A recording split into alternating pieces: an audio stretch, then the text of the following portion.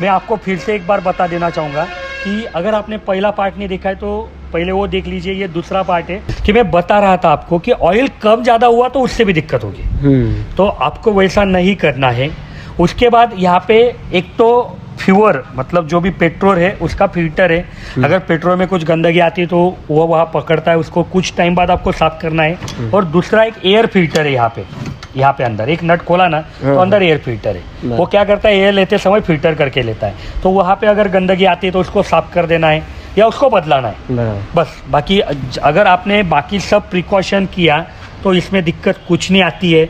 और यह इतना सक्सेस होने के पीछे का कारण क्या है कि सब पुर्जे अलग अलग है। मतलब मान लीजिए आपका रिकॉइल टायर खराब हो गया, बस इतना 4 नट खोलिए बदला दिया।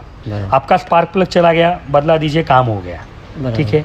मान लीजिए सबसे बड़ा प्रॉब्लम आता है इंजन सीज होने का। इंजन सीज हो गया, बस अंदर का पिस्टन बैरल बदला देंगे, आपका फिर से काम चालू हो जाएगा बस। तो यह चीज़ है। तो अगर किसान भाई बराबर उसका मेंटेनेंस रखेंगे तो कोई मतलब कम से कम 5 से 6 साल इसका इस्तेमाल कर सकते हैं कम से कम। ठीक है। अब नॉर्मली सर अपन कितने अटैचमेंट देते हैं, मतलब कितने प्रकार के अपन एक ब्रश कटर से काम कर सकते हैं? इससे ये सवाल को थोड़ा सा चेंज कर देंगे कि ये ब्रश कटर के साथ क्या क्या काम हो सकते हैं। ठीक है, ऐसा भी बोले तो देखिए यह ब्रश कटर के साथ 5 अटैचमेंट तो हम देते हैं। ठीक है। और इसके अलावा भी 2 अटैचमेंट और खरीद सकते हैं। एक वुड कटर लकड़ी काटने के लिए और एक चेन कटर। ठीक है।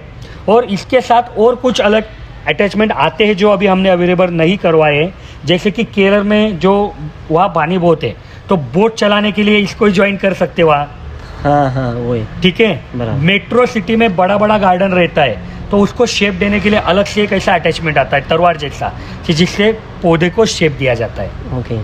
ठीक है। और एक अटैचमेंट आता है कि जहाँ पे लाइट नहीं है कुछ नहीं है वहाँ पे पानी भी उठाया जाता है इसके जरिए। तो अगले कुछ दिनों में ये तीनों अटैचमेंट आएगी, लेकिन आज हमारे पास ये अटैचमेंट नहीं है। आज हम क्या अटैचमेंट देते हैं और उसके साथ क्या काम होता है, तो सबसे बढ़िया हम जो अटैचमेंट देते हैं वो देते हैं वीडर। ठीक है। वीडर, ये वीडर से क्या होता है कि ये वीडर जब जमीन पे चलता है ना तो 1 से 1.5 इंच अंदर चलता है। ठीक है। तो जो भी आपकी खरपतवार है वो सब निकल जाएगी ज़मीन के अंदर से। ठीक है। आपकी ज़मीन ऊपर नीचे हो जाएंगी, ज़मीन जो वापसा कंडीशन बोलते हैं वो आ जाएंगी क्योंकि ज़मीन खुल जाएगी। ठीक है। तो ये वीडर करने के बाद यही गियर बॉक्स को जो अटैचमेंट लगवाते हैं वो है ट्रिलर। ठीक है। ये ट्रिलर क्या करता है कि इसने जो 1-1.5 इंच ज़मीन में घुसा है वही ज़मीन में ये 3 से 4 इंच अंदर घुसेगा।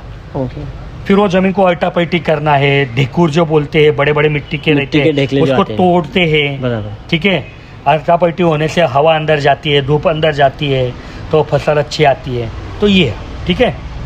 अभी इसमें क्या है कि बाकी जो ब्रश कटर बिक्रेते हैं वो यह अटैचमेंट हल्की दे देते हैं। यह अटैचमेंट हम लोगों ने इंडिया में बनाई है, यहाँ पे इस मिट्टी के हिसाब से बनाई है। वहाँ पे क्या होता है कि वो इम्पोर्टेड रहती है। ठीक है। तो वो वहाँ के परिस्थिति से या हल्की इंपोर्ट की रहती है। हालांकि इंपोर्ट किया है तो अच्छी चाहिए, लेकिन लोग क्या करते हैं कि हल्का इंपोर्ट करते हैं। ठीक है। तो वो मेंटेनेंस हो जाता है। ठीक है। ये यहाँ बनाई है, पूरे स्पेयर पार्ट हम आपको दे पाएंगे और यहाँ के मिट्टी के हिसाब से, यहाँ के टेम्परेचर के हिसाब से, तो आपको कोई दिक्कत नहीं आएगी। और जो सवाल आपने पूछा था मेंटेनेंस, तो देखिए यहाँ पे एक जगह दिया हुआ है। इससे क्या ये क्यों दिया है कि यहाँ अंदर भी सब गियर्स बेरिंग्स लगवाई है। ठीक है। तो वहाँ से हाई टेम्परेचर ग्रीस अंदर डालना है कुछ समय के बाद। तो अगर किसान भाई अच्छे से ग्रीस वहाँ डालते रहेगा तो उसका भी मेंटेनेंस नहीं निकलेगा। अगर ग्रीस नहीं डाला तो क्या होगा कि वहाँ पे हीट तैयार होगी, हीट जनरेट होगी और आपका गियर बॉक्स खराब हो जाएगा। ठीक है। तो ये 2 अटैचमेंट हो गई। इसके साथ देखिए ये 2 व्हील हम लोग देते हैं। ठीक है। यह है 3 टीथ व्हील। ये हार्वेस्टिंग कुछ करना है या खरपतवार, अगर पतली खरपतवार निकालना है तो उसके लिए। ठीक है।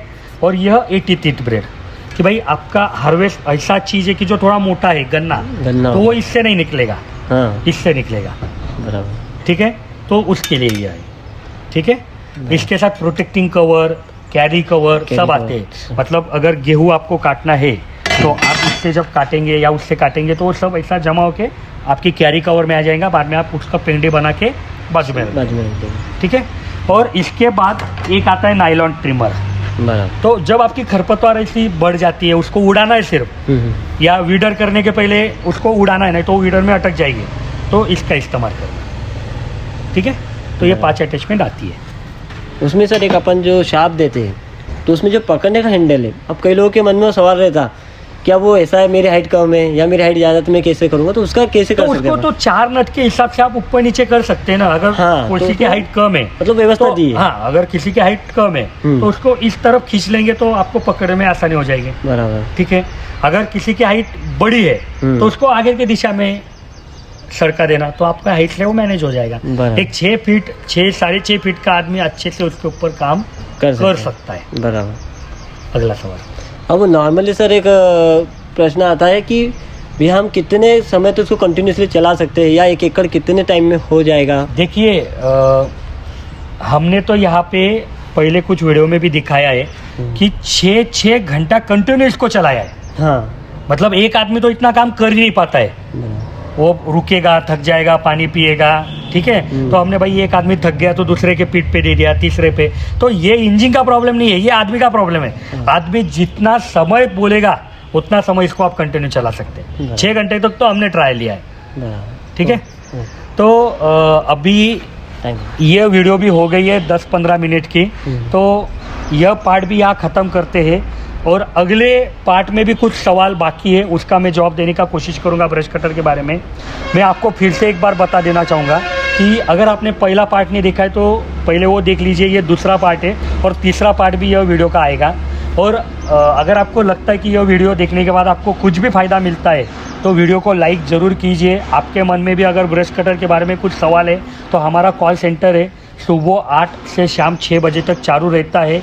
उसका नंबर है 930 730 0164 से 0152, या नीचे भी नंबर दे देंगे हम, आप उस पर कॉल करके पूरी इंफॉर्मेशन ले पाएंगे। और यही जो हमने मिशन चालू किया है किसानों को एजुकेट करने का, आप भी इसमें शामिल हो सकते हैं। आपको सिर्फ करना इतना है कि यह वीडियो को और ज़्यादा से ज़्यादा किसान भाइयों तक पहुंचाना है। फिर आप लाइक कीजिए, शेयर कीजिए, फेसबुक पे शेयर कीजिए, व्हाट्सएप पे शेयर कीजिए। तो ये एक अच्छा मिशन है, अच्छा काम है, उसमें आप भी शामिल हुइए। और इसी के साथ यह वीडियो हम ख़त्म करते हैं और आप हमसे जुड़े रहेंगे तीसरे पार्ट में, ऐसे हम अपेक्षा करते हैं। धन्यवाद।